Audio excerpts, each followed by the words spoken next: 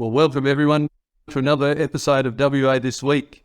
Look, we think we finally ironed out the audio glitches, but time will tell, won't it? Look, this week, in fact on Wednesday, the Auditor General came to Parliament and presented this report. And that report is an information system audit of the state government 2021-22. Now, the Auditor General does this audit on an annual basis. And of course, information system security, as you'd all know, is absolutely pivotal. I mean, the attempts by bad actors to try and access your personal information through your phone, your home computer, is obviously something that concerns most people, I think, these days. But of course, if you're a state government where you're, the state government, their recurrent budget is about $30 billion.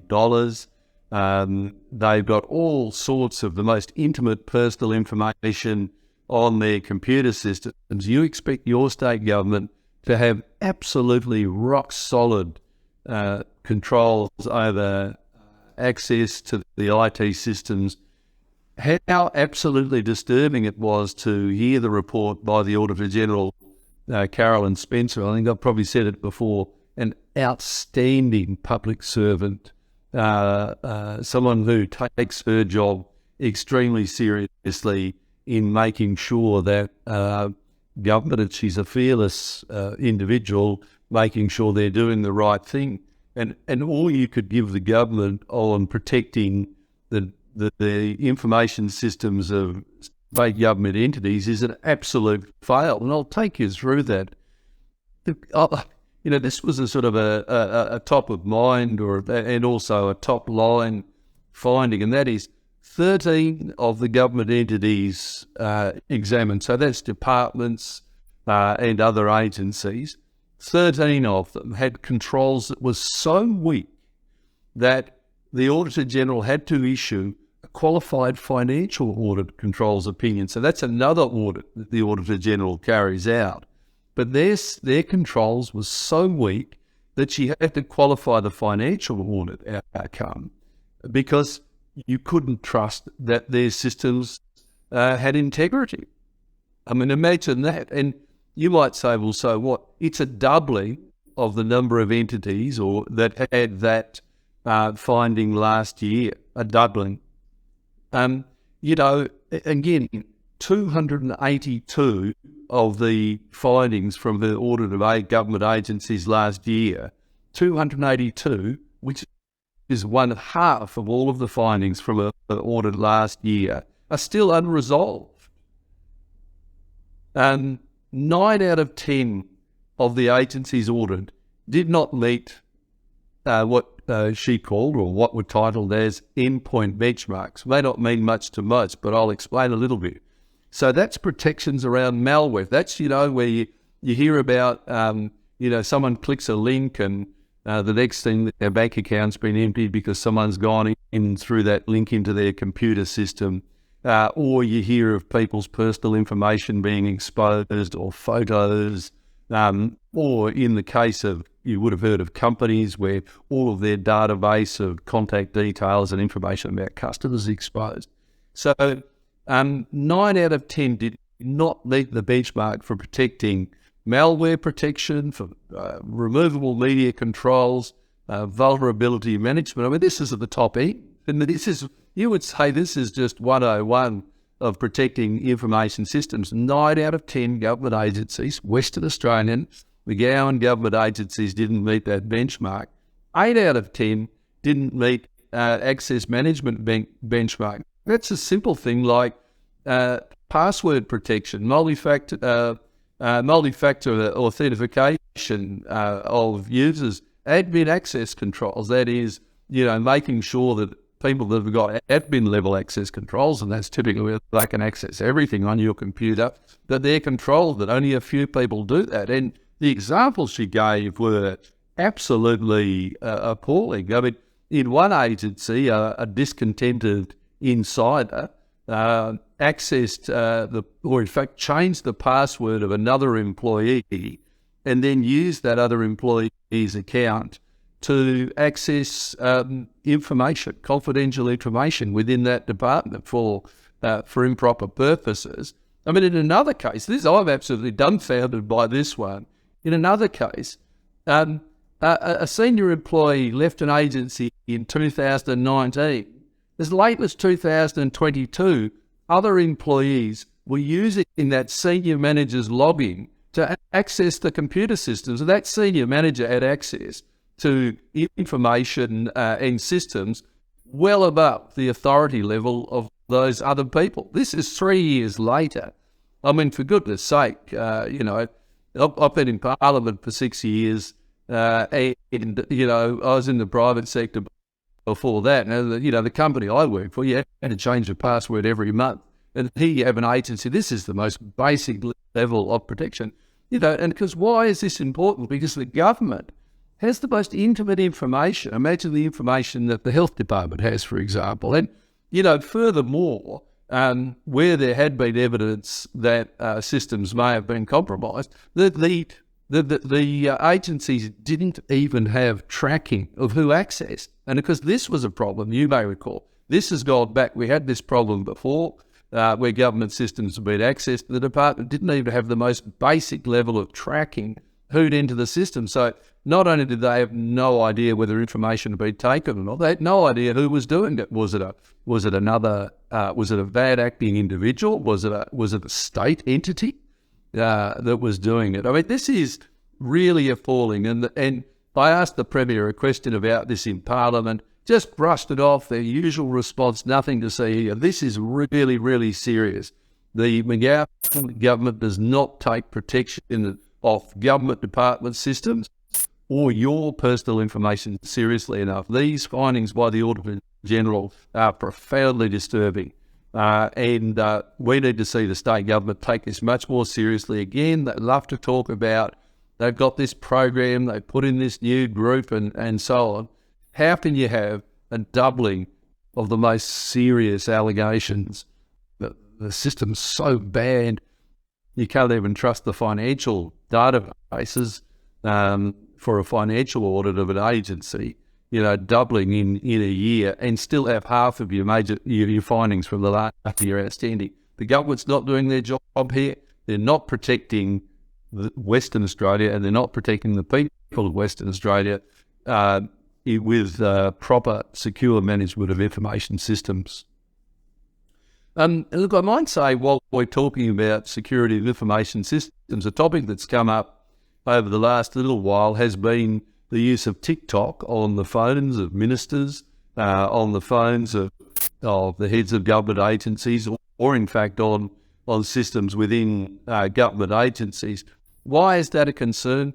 There has been a lot of concern globally expressed that the TikTok platform could be misused by a state agency to gain access to people's personal or private information. Now, I've heard some debate on this as to whether TikTok accesses a lot of personal data on people's phones and the like or not, but regardless, most of these social media platforms, in fact, do access a whole heap of other information on people's phones and computers, such as contact details, photographs, and the like, and also even how your device is being used, which is obviously all could potentially be misused by someone. The US government, the New Zealand government, have banned the use of TikTok on any devices used by members of parliament and government agencies. In fact, 25 federal government departments have banned the app on government phones. And here we have the WA government saying that they're waiting and seeing. Now, I know that TikTok is used by a lot of people. I use TikTok as a social media platform, but how do I do that? And this is what the state government can do. How do I do that? I have the person that helps me manage my social media has what's called a burner phone, and that is a phone that is only used for that purpose, and that alone is not connected to any of the internet, internal internet. It's not connected to any of the internal systems. So, and that phone is not used for any other purpose. So it can't possibly be used by a bad actor for the wrong sort of purpose, or to get into, in my case, I have, my computer system connects to the Department of Premier and Cabinet computer network and so on. So that can't be done through that. And that's what the Premier could do right now.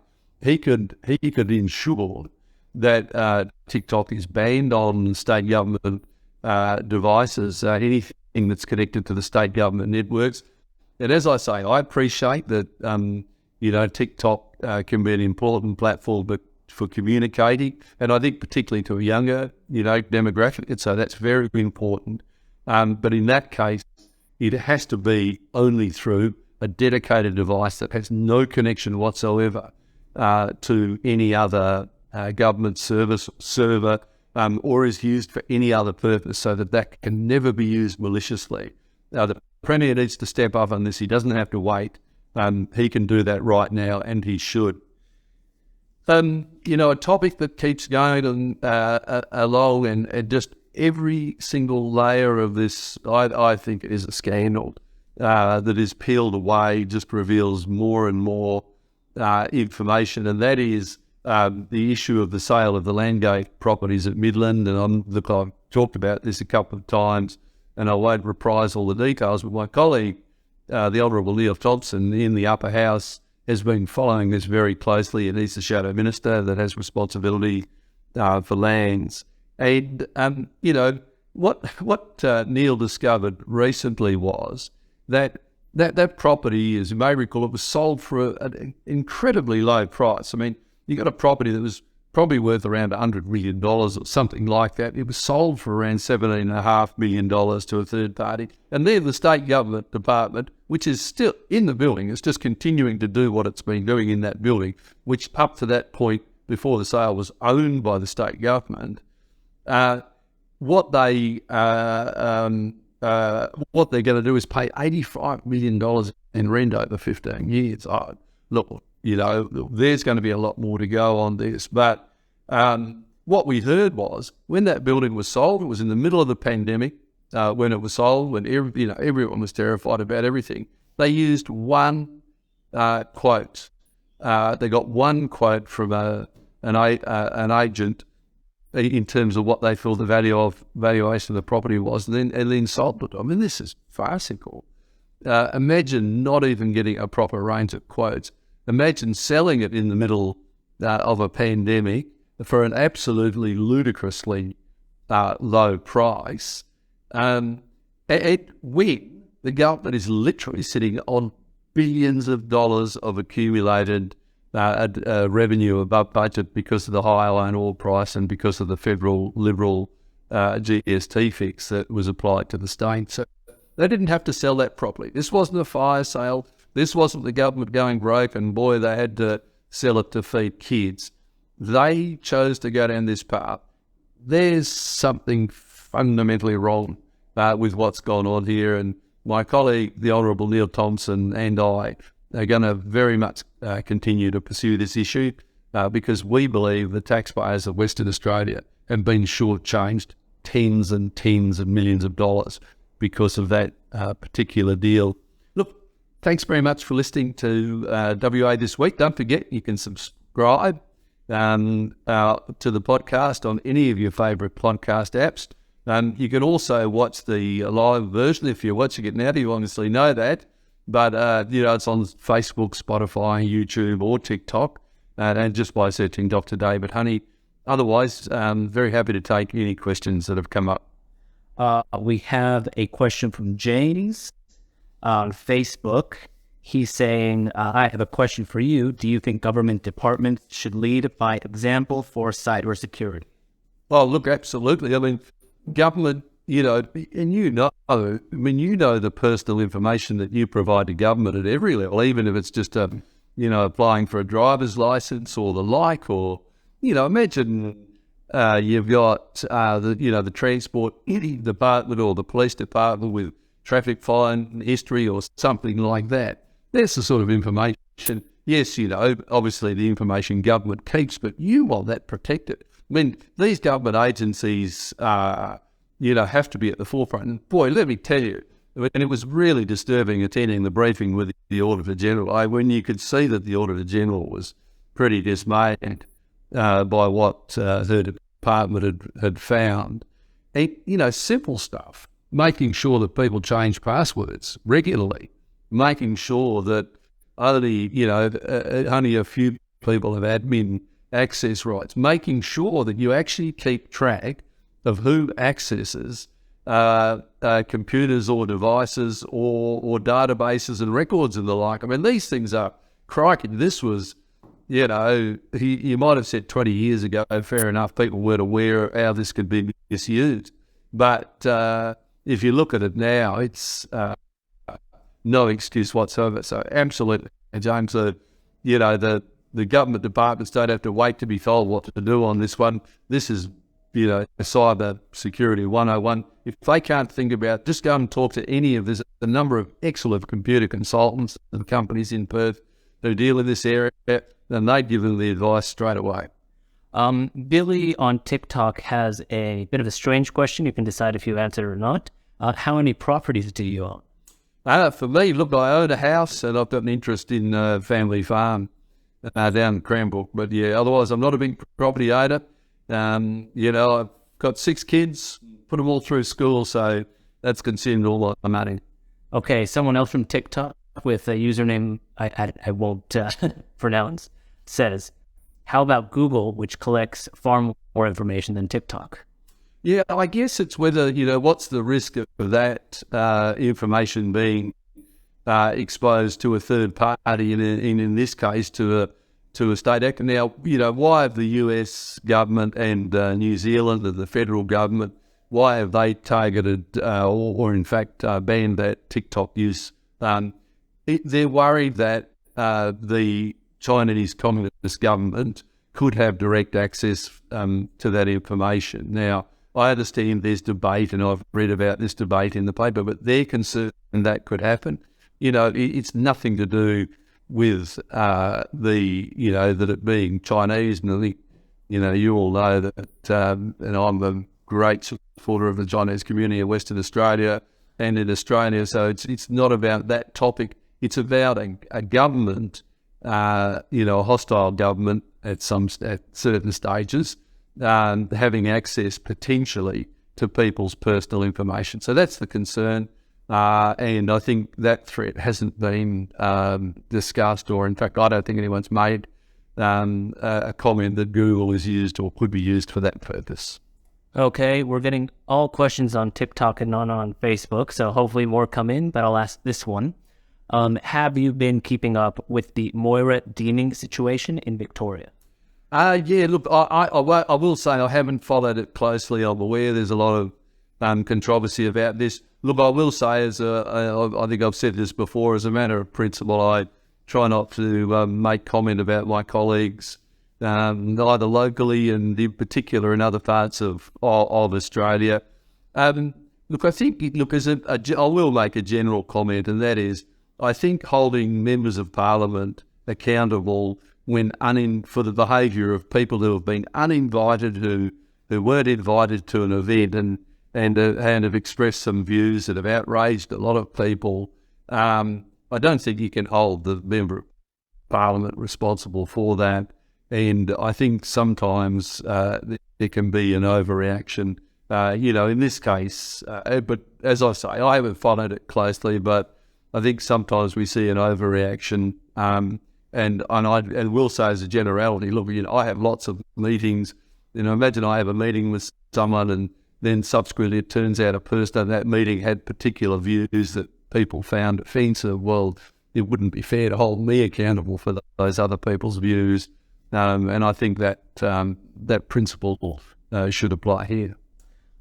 Danielle Grillo, I hope I'm pronouncing his name right, asks, are the Liberals still conservative?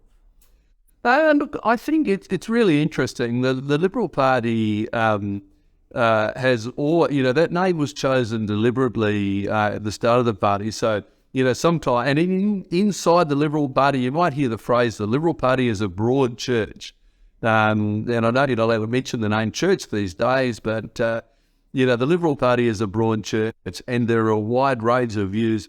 the Liberal Party's never been a sort of a straight laissez-faire, we're just here for big business. In fact, Menzies was really keen to point out that the Liberal Party was the party for forgotten Australians, those large people, more on the conservative side, but in the centre, who tend to get ignored and tend to miss out. Quite often they're the people that pay the tax, but don't necessarily get the privileges and that others do. So I think the Liberal Party is still true to its roots. We are a broad organisation. We have a broad range of views, and the truth is there are some members of the Liberal Party who are pretty strict, laissez-faire, individuals. There are some, the Liberal Party who you'd say verge on what is popularly called the socially progressive side, but I think we're true to our roots. All right. And G's Paradiso, I think we'll finish on this because we don't have any more questions. It says, I love your live streams. Thank you for providing your time. Oh, look, good.